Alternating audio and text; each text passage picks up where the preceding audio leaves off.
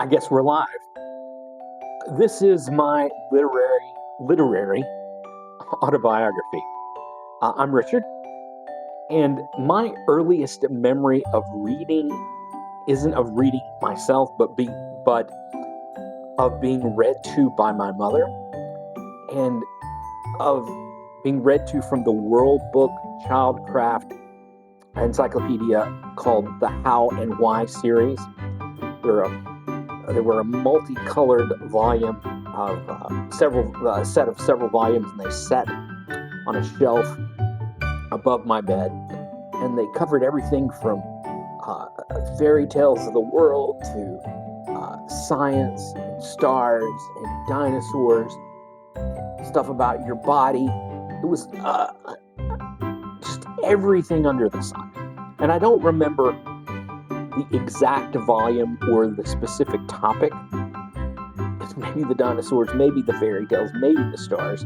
But I do remember my mother's voice and the pictures and those glossy pages and the color photographs and how the drawings, particularly in the books about fairy tales and stories of the world, looked. And the feeling that I was being handed the keys to something that was much bigger than the room that I was in, and the house that I was in, or the backyard that I played in, that this was sort of an entrance into a world that was magical, even. And I think that's what fairy tales and stories do when you first start to meet them. And that's going to be a theme that sort of runs through this and my whole biography. Later, when I came to read on my own, I graduated to the full-fledged World Book Encyclopedia. This is a 1962 edition, one of my favorites. This is the JK volume. In this edition, John Kennedy is still the President of the United States. These were my constant companion throughout childhood. I read them in school, of course, but more often I read them just for the joy of discovering, just for the fun of reading. I loved these smooth, again, glossy pages, this font, the pictures, and sort of the weight of volume, and sort of that old book smell, the smell you get from walking into an old bookstore. I know, right? That's sort of a book nerd thing. These were the most attractive books I had ever touched. For me, they were sort of the early equivalent of walking into an ancient library and pulling off the shelf some medieval codex, like the Book of Kells from Trinity College, Dublin, with those illuminated manuscripts with the fancy artwork on the side written in Latin. These were big, heavy books, but they represented something more than just a book. It was culture placed in your lap. We had a set at school. Of course, we had one at home. I always knew where I could find them. I could open them anywhere, and then I would fall into a world that I could find something I didn't know. Well, there's Andrew Johnson, 17th President of the United States. Let's start reading about him. These books were more than references. They were, again, portals to another world. It's like on Star Trek. You could teleport yourself to somewhere else, be there in a moment, see what was going on, and then come back.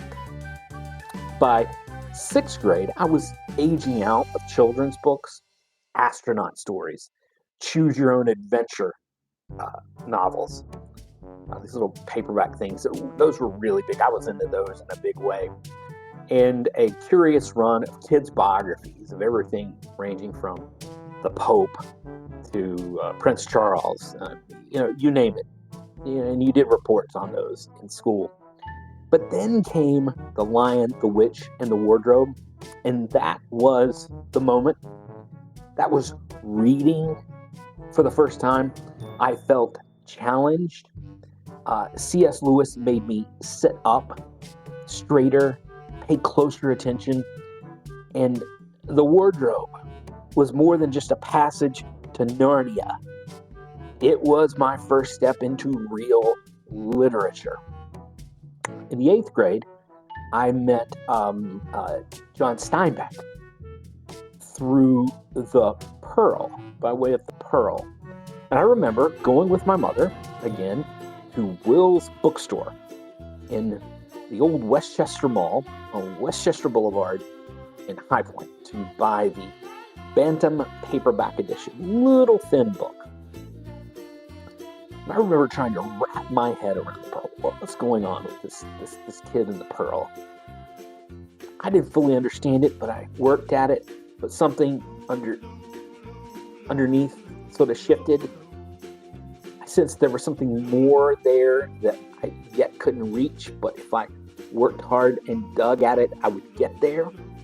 It took time, but I grew into Steinbeck, and he was my entry point into American literature. And if I had to do it over and could talk to my 8th grade English teacher, Mr. Key, who lives not far down the road, actually, I might have suggested something else, but setting me up with Steinbeck put me on a trajectory to meet other people, and I'm glad I did, and to see other authors. And that led to people like Eugene O'Neill and other people like Joseph Campbell. I couldn't have met those people if I didn't first start with Steinbeck. I guess that's what I'm saying. But if given the choice, I might have done something different, but he was the doorway that I was given, and I walked through it. But high school is where my biography really started to become literary in a big sense. 9th and 10th grade, I met two people who changed my life forever. Bill Shakespeare and Scott Fitzgerald. I call them Bill and Scott because I feel like we're on a first name basis. We know each other well. Yeah, when we first met, it was William and F. Scott, but we've been buds for long enough now, so I call him Bill. I don't call him Billy, but we're close. Shakespeare taught me the power of language. Its rhythm, its force, its depth. But Fitzgerald, he changed my life. I met him through a short story called Babylon Revisited. It was originally published in the Saturday Evening Post, but now you can find it in collections. It's often the lead story in his short story collections. It is this tale of an alcoholic father in post-World War I, post-Jazz Age, post-stock market collapse Europe. And his daughter lives in Paris, and he lives in Prague.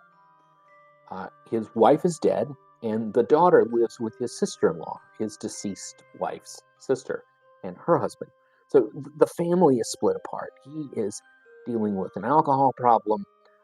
His wife died from alcoholism and disease, and he is wrestling with his own demons and wants to heal and repair this relationship with his daughter and his family. It's a tough story to read, but he draws you in. And the language is so vivid, you really feel like you're there.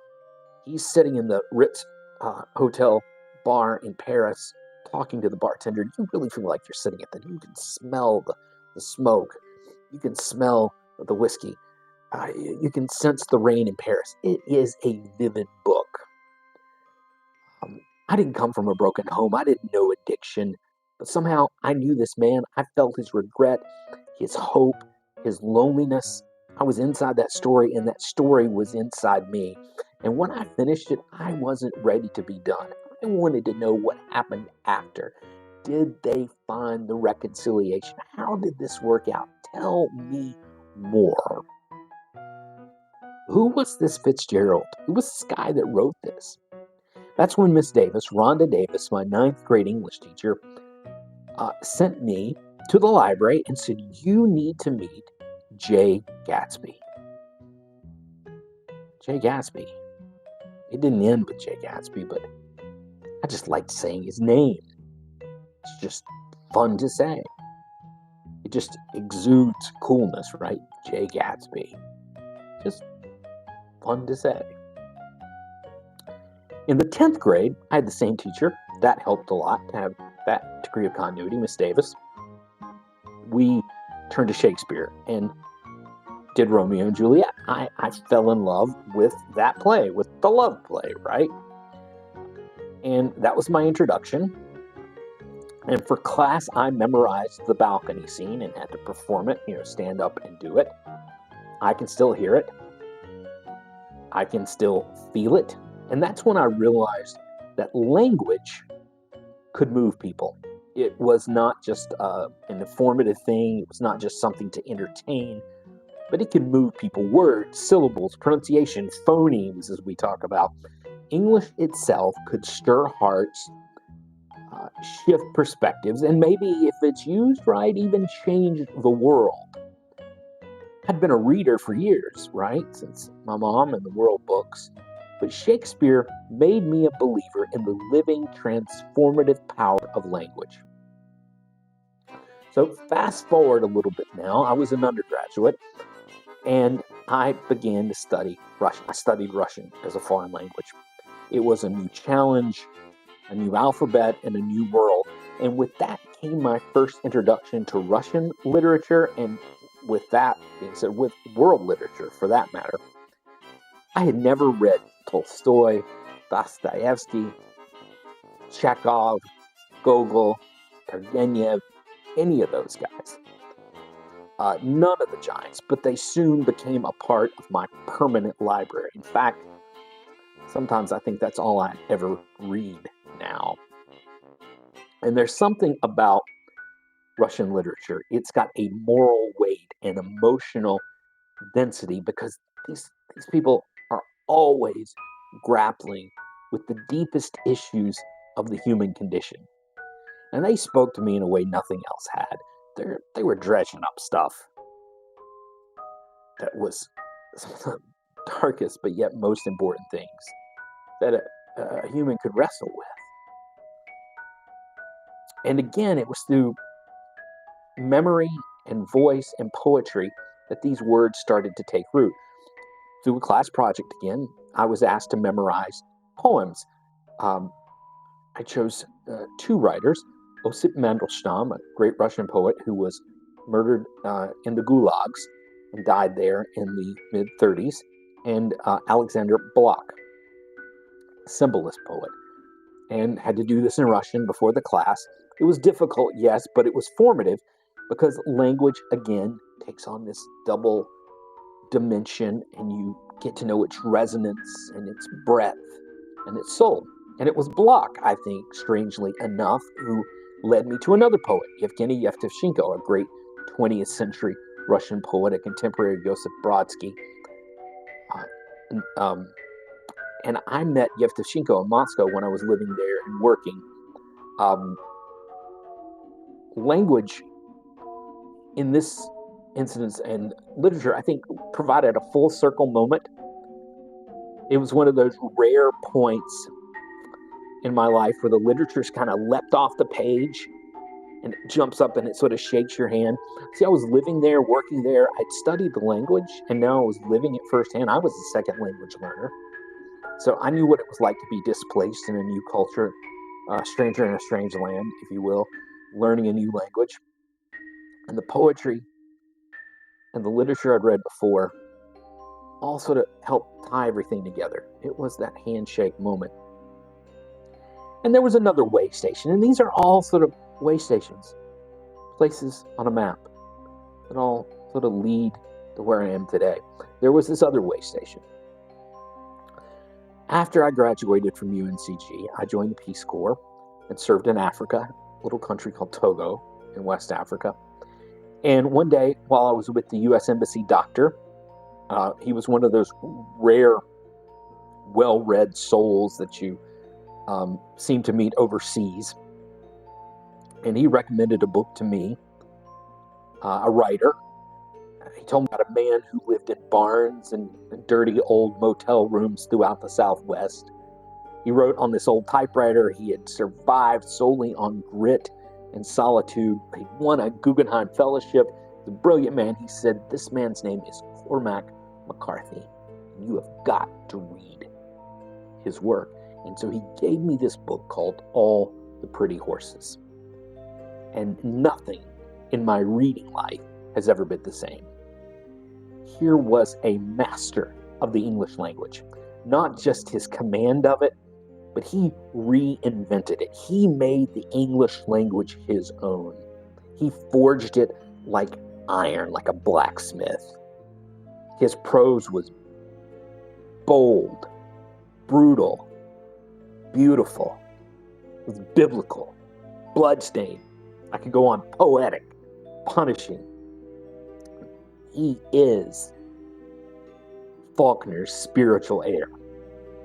But he's stranger. He's leaner. He's somehow more elemental. His storytelling possesses a moral and metaphysical force I had never encountered before. Not even in the deepest, darkest depths of the Brothers Karamazov. And he is that guy. If I can invite anyone, living or dead, to an imaginary dinner party, you play that game, who would you invite? 5 people to a dinner party. McCarthy would always have a seat. I have never stopped reading him. No Country for Old Men and Blood Meridian are, in my view, 2 of the most important, are probably the most important novels of the second half of the 20th century. I think I'll die on that hill. And lastly, I learned to read the Bible in Hebrew and Greek. I had grown up steeped in Scripture. I'd gone to church, but I hadn't taken the Bible seriously. That came later when I found my way to seminary to train as a United Methodist minister. And it was in graduate school that I first approached the Bible, not as a symbol or a prop for a sermon, but as a literary and historical text with gravity and nuance.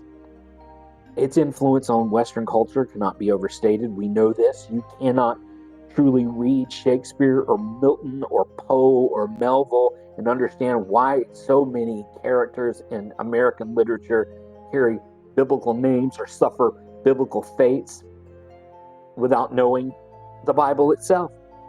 It is the soul from which so much of our language and metaphor and moral imagination grows. So the Bible, yes, became my job, but also something more. I took everything in my biography, all that literature, which I'd made a part of my life, and brought it into the pulpit. I read parables through the lens of Steinbeck. I heard the cadence of the King James, which is so much there in Cormac McCarthy. I found echoes of Job in Dostoevsky, of Chekhov in Ecclesiastes, and I preached the text each week, but I also read it as a reader shaped by all those stories. But it was also important, I think, to say that learning to read the Bible in the original languages was not just an academic exercise for the sake of an academic exercise. It felt like a kind of integrity. If I was going to speak about these texts, teach them, wrestle with them, and invite others to step into them as well, I wanted to know what I was talking about. I wanted to hear them as they were first heard. I've met my greatest teachers in books. They've whispered with me, they've argued with me, they've consoled me, they've shown me beauty and brokenness and holiness and horror. They have been my life. And they've helped me read the world and myself more clearly. They are in this Derrida, in this Derridian sense. They have helped write my biography. The text has helped create me, I guess is a way to say it. The text has made me. And I've come to believe that how we read shapes how we live. How we read creates who we are. How we read is our biography. So, I'm still reading, I'm still listening, and I'm still learning. So that's my biography. I'll be interested to hear yours.